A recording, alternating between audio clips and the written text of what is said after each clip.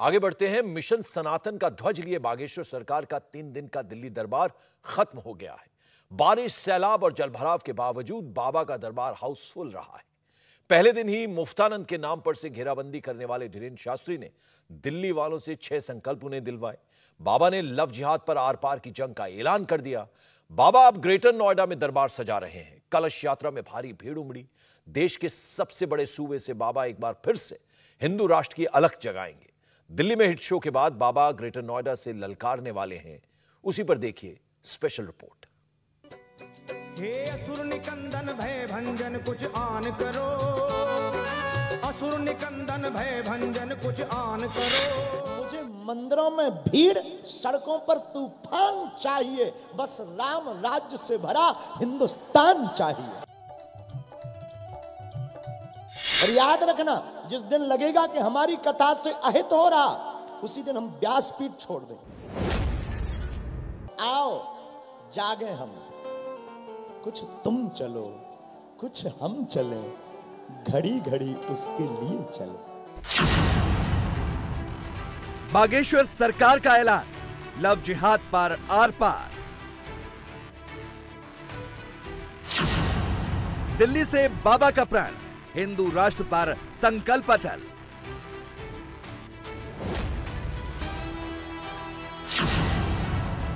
सनातन पर हुंकार, बाबा को दिल्ली से बड़ा समर्थन। बागेश्वर सरकार का दिल्ली दरबार हिट हो गया है। 3 दिन की हनुमंत कथा और दिव्य दरबार में लाखों की भीड़ उमड़ी और बागेश्वर सरकार ने राजधानी से एक बार फिर हिंदू राष्ट्र पर जमकर हुंकार भरी। बाबा ने दिल्ली के उत्सव मैदान से बड़ा प्रण लिया है और हिंदू राष्ट्र के समर्थन में 6 संकल्प दिलाए। साथ ही लव जिहाद के खिलाफ आर पार का ऐलान कर दिया। आ रहे थे तो एक सज्जन हमसे पूछ रहे थे कि आप करना क्या चाह रहे। हमने कहा हम भारत में सनातन धर्म को बचाना चाह रहे,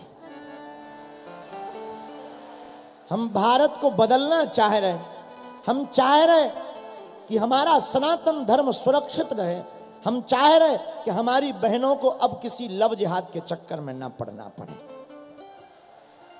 हम चाह रहे रामचरितमानस का अब कोई दोबारा विरोध ना करे, हम चाह रहे राम की यात्रा पर अब कोई पत्थर ना फेंके और हमारे देश का हर एक बालक मस्तक पर तिलक लगाकर गर्व से कहे कि हाँ मैं भी सनातनी हूं।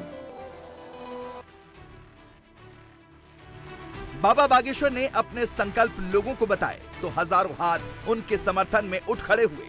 बागेश्वर सरकार के ये सनातनी संकल्प कैसे पूरे होंगे, इसका प्लान भी आप खुद ही पंडित धीरेन्द्र शास्त्री से सुनिए। आप लोग, बहुत से लोग हमारे पास आते कहते महाराज आपके कारण ना बहुत लोगों को बहुत परेशानियां देखनी पड़ती, धक्का मुक्की ये सब। हम कहते भैया बात ठीक है, लेकिन हमारे प्रभु राम को भी तो श्री राम बनने के लिए कितना खोना पड़ा। ना राम बन जाते, ना राम भगवान राम बन पाते।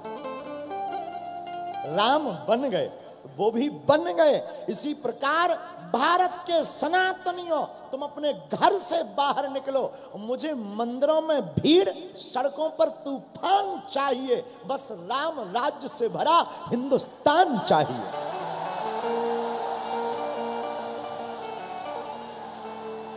राम से भरा, राम की भक्ति से भरा। कई स्टेट में भ्रमण कर दिल्ली पहुंचे बागेश्वर सरकार पर लगातार सियासी एजेंडा सेट करने का आरोप लगता रहा है, लोग उनके पीछे पड़ गए, जिस पर बाबा ने सीधा अटैक किया। बाबा ने कहा कि ना तो वो किसी पार्टी से हैं और ना उनका कोई सियासी मकसद है, वो सिर्फ और सिर्फ भगवान राम की अलग जगाने के लिए मैदान में उतरे हैं। हमें देखो साधु, ना तो हमारी कोई राजनीति है, ना हम किसी राजनीति के चक्कर में राम जी पढ़ते हैं अपने राम, और हमसे राजनीति को जोड़ना भी मत। हमारे पास कोई भी आए सबका स्वागत है। इस भारत में किसी भी पार्टी का आदमी जो राम का है वो बागेश्वर धाम का है। कोई भी हो, हमें इससे कोई मतलब नहीं, कोई भी आवे, सबका welcome to you Bageshwar Dham, स्वागत है। आओ तो जय सिया राम, न आओ तो जय घनश्याम। आओ तो वेलकम, न आओ तो भीड़ कम। और स्वागत है आपका। लेकिन मैं प्रार्थना करूं, हमसे पूछ रहे थे वो बहुत बड़े अधिकारी यहाँ के, उन्होंने पूछा कि आप भारत में चाहते क्या हो। हम उन श्रीमान को जवाब देना चाहते, हम भारत में अपने धर्म को बचाना चाहते। हमें कथा करनी होगी, प्रवचन करना होगा, अपने धाम पर कर लेंगे।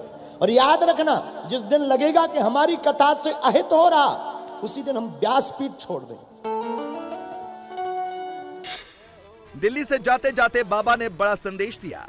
बाबा ने साफ शब्दों में कहा कि राम राज्य की कल्पना वो कभी नहीं छोड़ेंगे और तब तक उनकी मुहिम जारी रहेगी जब तक भारत को एकजुट नहीं कर देते। जिस दिन हमें अपने जीवन से भी लगेगा कि हमारे कारण अहित हो रहा, हम जीवन छोड़ देंगे, लेकिन राम राज्य की कल्पना और राम राष्ट्र की कल्पना और प्रत्येक सनातनी के हृदय में राम बैठाने की कल्पना कदापि नहीं छोड़ेंगे।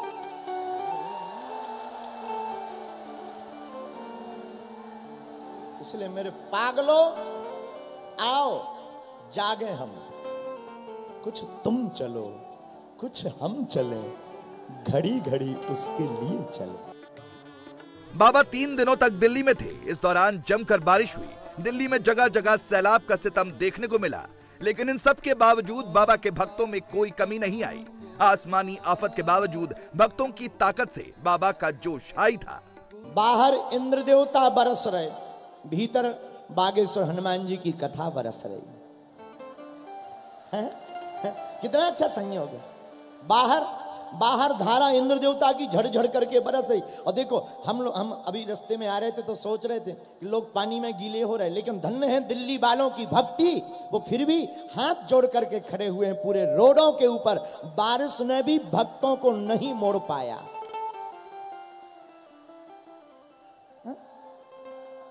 आज इंद्र देवता भी ऊपर बैठे बैठे अपने आप पर शर्मा रहे होंगे कि हम तो सोच रहे थे हमारे बरसने के बाद हर कोई रास्ता छोड़ देता है, लेकिन दिल्ली के भक्तों की भक्ति देखकर हमें लग रहा है इंद्र देवता अपना रास्ता बदल लेंगे, पर ये दिल्ली के पागल अपना रास्ता नहीं बदलेंगे।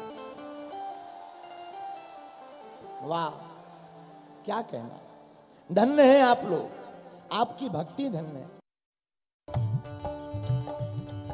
दिल्ली में बागेश्वर बाबा का दरबार 3 दिनों तक सजा था। क्या आम क्या खास, सब बाबा के सामने नतमस्तक नजर आए। मंच पर बड़े बड़े दिग्गज लीडर मौजूद थे। तो वहीं डीसीपी ऑफिस में बाबा बागेश्वर का दरबार लगा। धीरेन्द्र शास्त्री गद्दी पर विराजमान थे और उनके सामने पुलिस के बड़े बड़े अधिकारी हाथ जोड़े खड़े थे। बागेश्वर सरकार ने दिल्ली से कई बड़े मैसेज दिए और फ्री की रेवड़ी पर सबसे बड़ा अटैक किया। मुफ्तानंद की कहानी के जरिए बाबा ने मुफ्त की सियासत पर बड़ा प्रहार किया था। हमारे गांव में एक मुफ्तानंद जी रहते थे। उनका नाम, अब अच्छा गांव के क्यों, यही पड़पड़गंज के चंगीलाल। यही आजकल हमारा एक चेला रहता है चंगीलाल। चंगीलाल, उसका नाम था मुफ्तानंद। ये मुफ्त का ही, फ्री ऑफ कॉस्ट ही सब कुछ लेते थे, कभी 1 रुपया खर्च नहीं करते। एक बार फ्री में बर्फ का बंटवारा हुआ, कच्ची बर्फ, उसका बंटवारा हुआ। इन्होंने 3 रुपया की बर्फ लूटने के चक्कर में 600 का कुर्ता, 40 रुपया की बनियान फड़वाली पर बर्फ 3 रुपया की सबसे ज्यादा लेकर आए। जब घर पर लौट कर आए, पत्नी ने कहा, इनकी पत्नी का नाम था मुन्नी बाई। मुन्नी बाई बोली, कहो सैया कहां से आए हो? अरे बोले, देखो लात खाई, घूसा खाए, कपड़ा फटे, पर फ्री की 3 रुपया की बर्फ हम सबसे ज्यादा लेकर आए।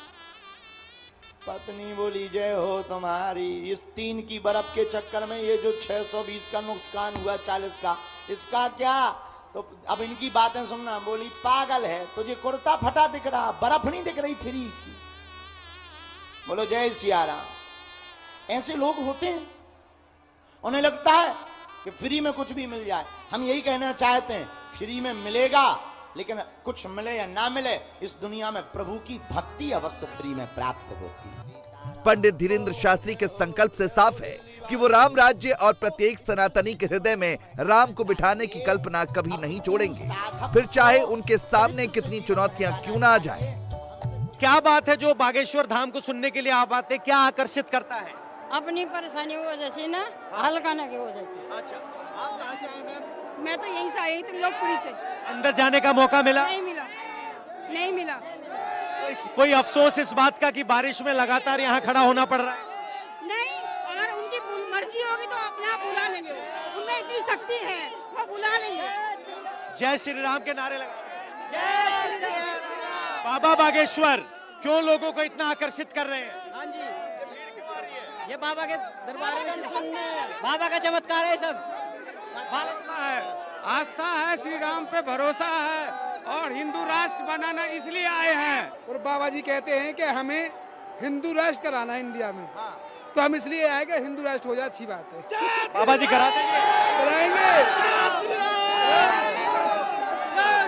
ये दुनिया बाबा के नाम पर इतनी आकर्षित क्यों हो रही है?